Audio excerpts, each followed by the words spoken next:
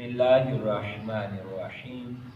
Lesson number 33 English grammar میں جناب کو ہم خوش آمدید کہتے ہیں، اور فعل مستقبل مجہول مطلق ہم نے بنا لیا ہے۔ آج ہم بناتے ہیں فعل مستقبل جاری مجہول، future continuous tense passive voice مجہول۔ اس کا آسان طریقہ ہے، فعل مستقبل مجہول میں کیا آیا تھا اضافی پیسو وائز میں؟ ول بی یا شیل بی، اور یہاں چونکہ فعل حال جاری ہوتا ہے یہاں تھوڑا سا اور اضافہ کر دیتے ہیں۔ کیا آئے گا جی؟ Will be being, will be being یا شیل بی بینگ۔ بالکل آسان طریقہ ہے۔ اگر ہم نے کہنا ہے استاد صاحب ہمیں پڑھا رہے ہوں گے، کیا آئے گا جی؟ The teacher will be teaching by us. یا ایکٹیو وائس ہے، بائی نہیں آئے گا، اس۔ Teaching us.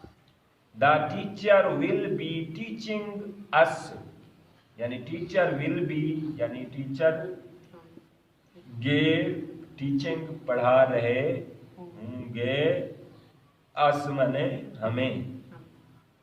اس کی پیسو وائس حالت کی بنے گی جی، اس کی ہم نے آبجیکٹیو حالت یہاں لے آنی ہے، کیا ہوگی؟ We shall be. سبجیکٹیو حالت۔ We سبجیکٹ حالت کیا آئے گی؟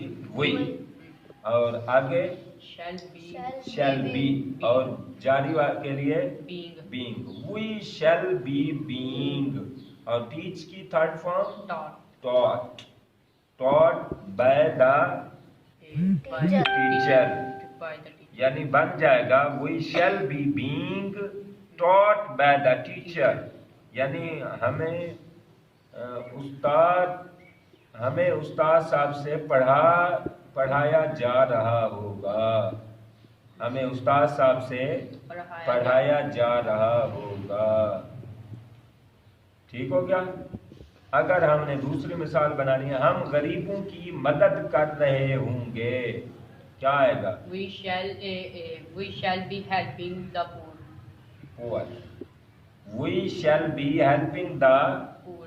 پور، یعنی وی شیل بی ہیلپنگ ہم مدد کر رہے ہوں گے دا پور غریبوں کی، ہم غریبوں کی مدد کر رہے ہوں گے۔